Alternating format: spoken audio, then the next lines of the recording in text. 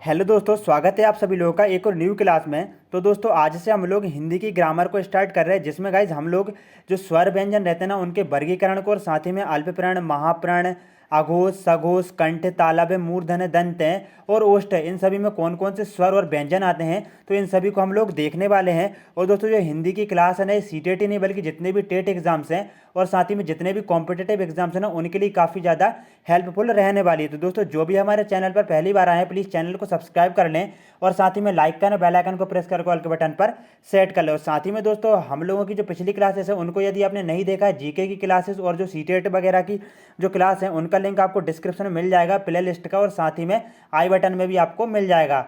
तो दोस्तों चलिए क्लास को स्टार्ट कर लेते हैं बिना देर किए। गाइज हम लोग जो है ना ट्रिक के माध्यम से पढ़ने वाले हैं। यदि आप इस वीडियो का पूरा देख लेते हैं तो आप वर्णमाला का जो भी वर्गीकरण है ना उसको आप, मैं गारंटी देता हूँ कि आप कभी भी नहीं भूलेंगे। जो भी यहाँ से क्वेश्चन आएगा तो आप उसको आसानी से कर सकेंगे। तो गाइज देख लेंगे हम लोग जो है ना सबसे पहले स्वरों का विभाजन देखेंगे। और सबसे पहले दोस्तों आपको एक काम करना है, अपनी कॉपी में ये जो आपको दिख रहा है ना ये पूरे के पूरे स्वर, इनको आपको याद कर लेना है, ठीक है ना। और दोस्तों क्रम वाइज याद करना है, जैसे यहाँ पर लिखा हुआ है ना ऐसे आपको याद करना है। क्यों? क्योंकि हम जो है ना ट्रिक के माध्यम से पढ़ने वाले हैं। तो आपको सबसे पहले छोटा, बड़ा, छोटी, बड़ी, छोटा ऊ, बड़ा ऊ, एड़ी, अय्यनक, ओखली, औ औरत, अम और आहा, इनको आपको अच्छे से याद रखना है। तो चलिए दोस्तों आपने आई होप इनको याद कर लिया होगा, और नहीं किया तो आप आगे बाद में जाकर आगे चलकर कर भी लेना। तो सबसे पहले हम विभाजन देखेंगे मात्रा के आधार पर। किस आधार पर देखने वाले हैं? मात्रा के आधार पर हम विभाजन देखने वाले हैं। और दोस्तों मात्रा के आधार पर हम देखते हैं तो दोस्तों यहाँ पर स्वर जो है ना ह्रस्व स्वर, दीर्घ स्वर और प्लुत स्वर में विभाजित होते हैं। अब सबसे पहले हम दोस्तों ह्रस्व स्वर को देख लेंगे, बिल्कुल ट्रिक के साथ देखने वाले हैं। तो गाइस देखिएगा, अब हमने देख लिया है कि मात्रा के आधार पर कौन कौन से मतलब कितने भागों में विभाजित है, ह्रस्व स्वर, दीर्घ स्वर, प्लुत स्वर, मतलब कि 3 भागों में। अब सबसे पहले हम ह्रस्व स्वर को देखेंगे, बिल्कुल यहाँ पर नीचे देखे बगैर, आपको बिल्कुल ट्रिक के साथ बता रहा हूँ। ह्रस्व स्वर में दोस्तों आपने इसको याद करा होगा ना, तो आप देखिएगा सबसे पहले क्या होगा, आपको सबसे पहला वाला लेना है, फिर आपको एक छोड़ देना है, ठीक है, फिर आपको लेना है, फिर आपको छोड़ देना है और फिर आपको लेना है। तो यहाँ पर आ जाएगा छोटा आ और छोटी ई और छोटा ऊ, ये सभी के सब ये 3 है ना, ये ह्रस्व स्वर के अंतर्गत आ जाएंगे। किसके अंतर्गत आ जाएंगे? ह्रस्व स्वर के अंतर्गत आ जाएंगे। आप देख सकते हैं यहाँ पर नीचे बिल्कुल छोटा, छोटी और छोटा ऊ, जो कि दोस्तों ह्रस्व स्वर के अंतर्गत आ रहे हैं। ट्रिक क्या है दोस्तों, आपको पहला क्या करना है, पहला लेना है, फिर छोड़ना है, पहला ले फिर लेना है, फिर छोड़ना और फिर लेना है, और फिर उसको बड़ा ऊ को छोड़ना है, ठीक है ना। तो इस प्रकार से आप इस क्रम के माध्यम से याद रख सकते हैं। उसके बाद आता है हमारा दीर्घ स्वर।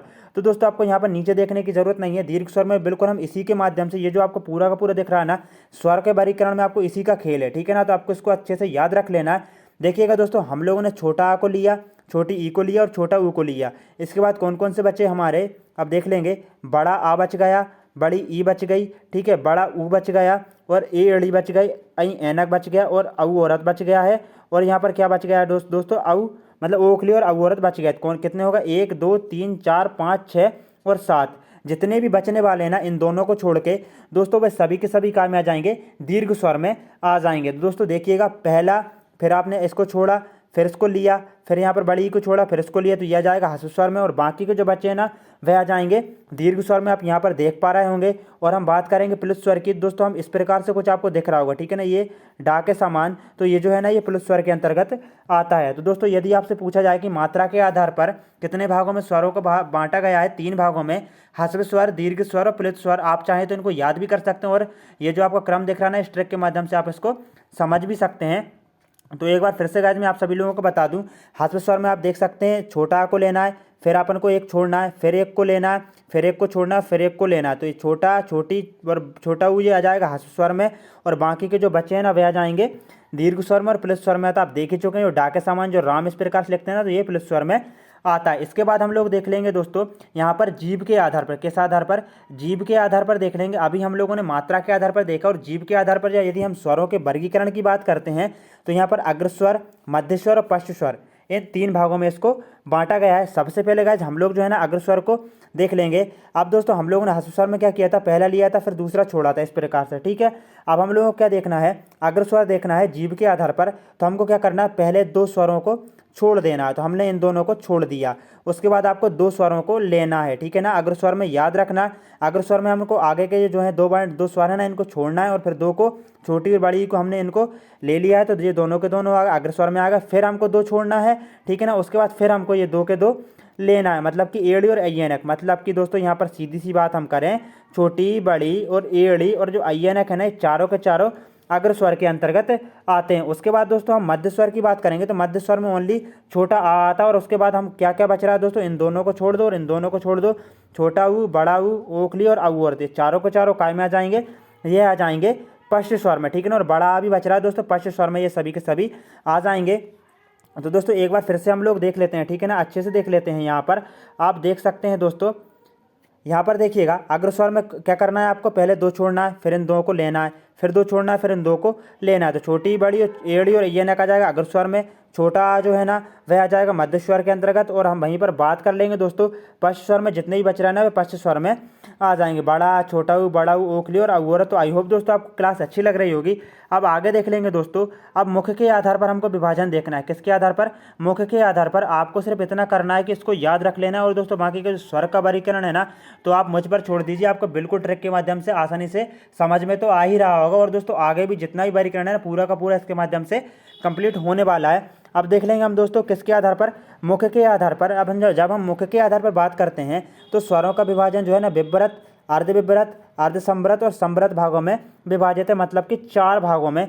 अब दोस्तों सबसे पहले हम जो देखना है ना, विव्रत देखना है, ठीक है ना। तो विव्रत में देखिएगा, आपको याद रखना पड़ेगा कि विव्रत में ओनली क्या आता है, बड़ा आ जाता है। क्या आ जाता है दोस्तों, बड़ा आ जाता है। और उसके बाद हमको क्या देखना है, अर्धविव्रत को देखना है। तो गाइस देखिएगा, हम यदि अर्धविव्रत को देखते हैं तो आपको दिख रहा होगा यहाँ पर छोटा, देखिएगा विव्रत में क्या आ रहा है दोस्तों, विव्रत में आ रहा है बड़ा और अर्धविव्रत मतलब कि आधा विव्रत, ठीक है ना। अब मतलब एक माइंड में कलेक्ट कर, मतलब एक माइंड में सोच लीजिए, ठीक है ना। इस प्रकार से अब विव्रत में बड़ा आ गया तो भाई अर्धविव्रत में, विव्रत से मतलब आधा है ना, तो उसमें आधा मतलब छोटा आ जाएगा ना। और उसके बाद हम देख लेंगे दोस्तों यहाँ पर एड़ी, अय्यनक और क्या आ जाएगा, औरत आ जाएगा, ठीक है ना। आप इनको अच्छे से समझ लेना, आप 1-2 बार क्लास को देखेंगे ना तो आपको आसानी से समझ में आ जाएगा। तो ये काय में आ जाएगा, अब अर्धविव्रत में आ जाएगा। अब हम लोगों को देखना है अर्धसंवृत। तो अर्धसंवृत में क्या होता है दोस्तों, यहाँ पर अभी हम लोगों ने अर्धविव्रत में क्या देखा, अय्यनक और ओखली देखा ना, औरत देखा ना। तो अब इसके बाद में दोस्तों अय्यनक से छोटा क्या होता है, एड़ी होता है, और औरत से क्या होता है, ओखली होता है। तो ये दोनों के दोनों जो है ना वह अर्धसंवृत में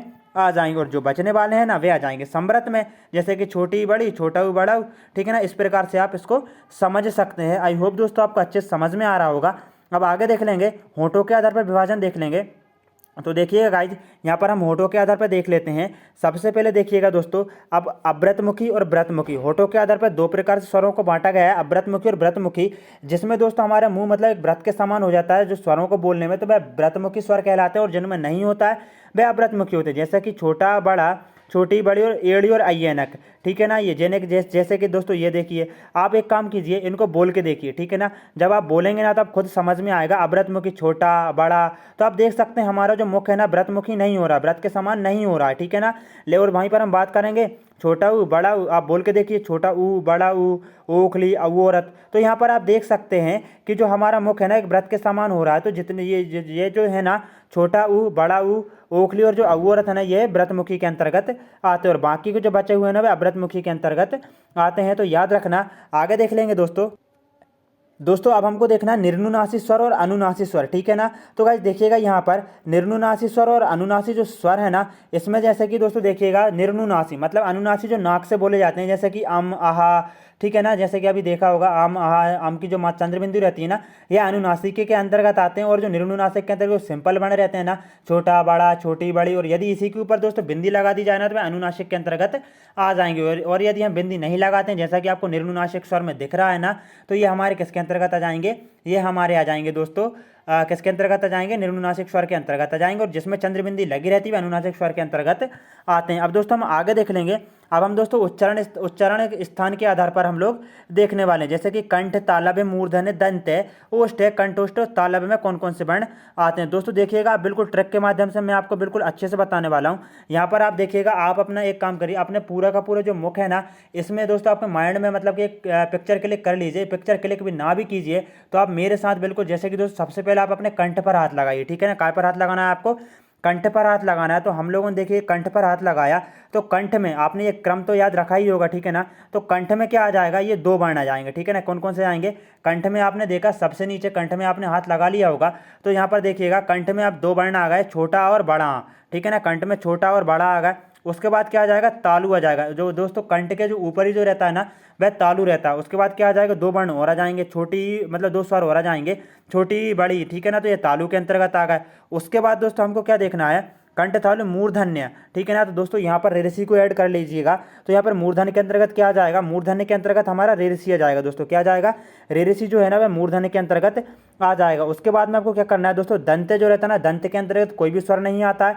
उसके बाद ओष्ठ है, तो ओष्ठ के बाद फिर से आपको वही की वही प्रक्रिया जो है ना चालू रखना है। कौन सी प्रक्रिया दोस्तों, यहाँ पर छोटा ऊ बड़ा ऊ, ठीक है ना, तो ये ओष्ठ के अंतर्गत आता है। उसके बाद दोस्तों हमको देखना है क्या, कंठोष्ठ है। वो कंठोष्ठ में क्या हो जाएगा, कंठोष्ठ में ओखली और अवोरत आ जाएगा। और कंठ तालब में क्या आ जाएगा दोस्तों, कंठ और तालु से जो बोले जाते हैं ए आई ऐनक और एड़ी और आई ऐनक आ जाएगा, ठीक है ना। तो आपको यहाँ पर देख सकते हैं कंठोष्ठ में आप जैसा कि दोस्तों देखिएगा, आपको फिर से मैं आपको बता देता हूँ। देखिएगा कंठ में क्या आएगा, छोटा बड़ा आ जाएगा, तालु में क्या आ जाएगा, छोटी बड़ी आ जाएगी, ठीक है। उसके बाद में रेरेसी का मूर्धन्य में आ जाएगा। और फिर उस क्या आ जाएगा दोस्तों, ओष्ठ में क्या आ जाएगा, यहाँ पर छोटा ऊ बड़ा ऊ आ जाएगा, दंते में कुछ नहीं आएगा। उसके बाद हम देखेंगे दोस्तों कंठ ओष्ठ है।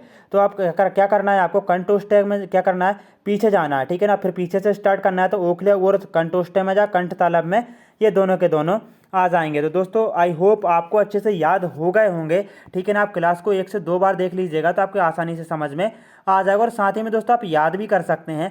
अब आगे देखेंगे दोस्तों हम लोग क्या देखेंगे, अब जो है ना व्यंजन है ना उनके वर्गीकरण को देखने वाले हैं। और दोस्तों ये लास्ट स्लाइड है, इंपॉर्टेंट है, इसको दोस्तों यहाँ से क्वेश्चन जरूर से आते हैं।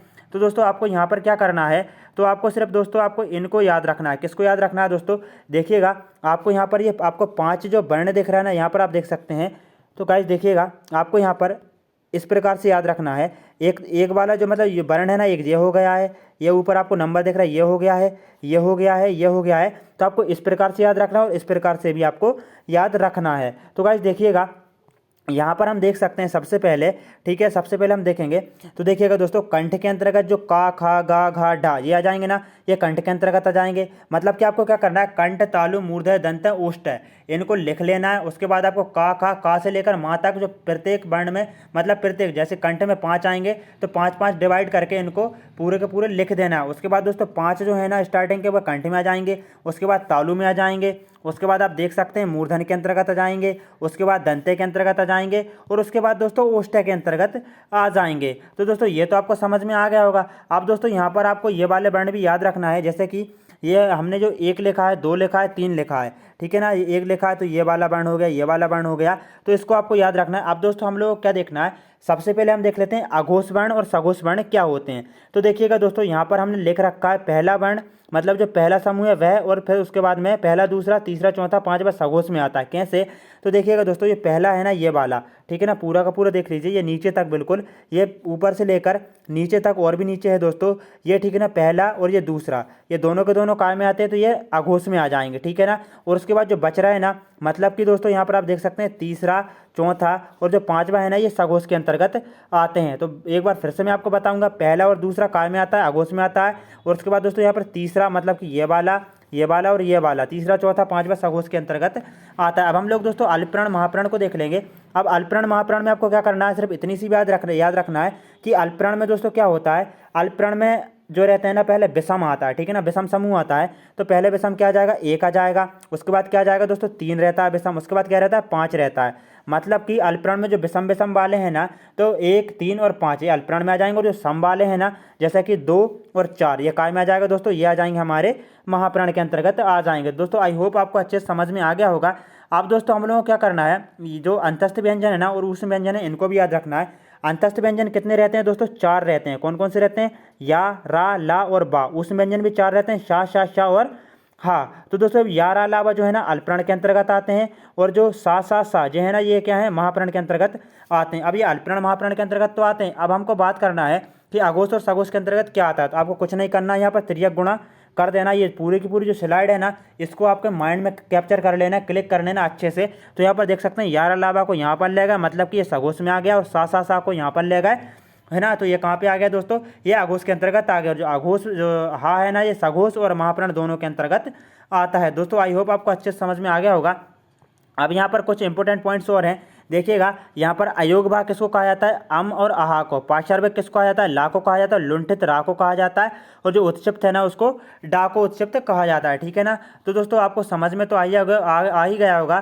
तो दोस्तों हमारा जो वर्णमाला का जो है ना मतलब कि वर्गीकरण जो पूरा का पूरा हम लोगों ने कर लिया। स्पर्शी व्यंजनों की संख्या कई बार पूछ ली जाती है, तो 25 होते हैं, का से लेकर माँ तक। इस बात को आपको याद रखना है। आघोष में क्या आएगा, पहला दूसरा आ जाएगा, और सघोष में तीसरा चौथा पांचवा। अल्पप्राण में पहले आएगा विषम समूह, मतलब कि पहला तीसरा पांचवा। उसके बाद महाप्राण में दूसरा और चौथा आ जाएगा। तो दोस्तों आपको अच्छी तरह से समझ में आ गया होगा। जरूर से बताएं क्लास कैसी लगी। आई होप दोस्तों अब क्लास अच्छी लगी होगी। जय हिंद दोस्तों, वंदे मातरम। मिलते हैं को नेक्स्ट क्लास में। और साथ ही में दोस्तों हम लोगों ने मोटिवेशन की क्लासेस भी स्टार्ट कर दी हैं, जिससे कि पढ़ने के साथ साथ आप मोटिवेट भी होते रहें और जीवन में दोस्तों आप ज़्यादा से ज़्यादा मोटिवेट रहें, क्योंकि दोस्तों मोटिवेशन और कॉन्फिडेंस है ना सक्सेस की होती हैं। तो दोस्तों आप जरूर से उन वीडियोज़ को भी देखें, और जितना प्यार आप इन वीडियोज़ को दे रहे हैं तो उसको भी उतना ही प्यार दें। जय हिंद दोस्तों, मिलते हैं को नेक्स्ट क्लास में।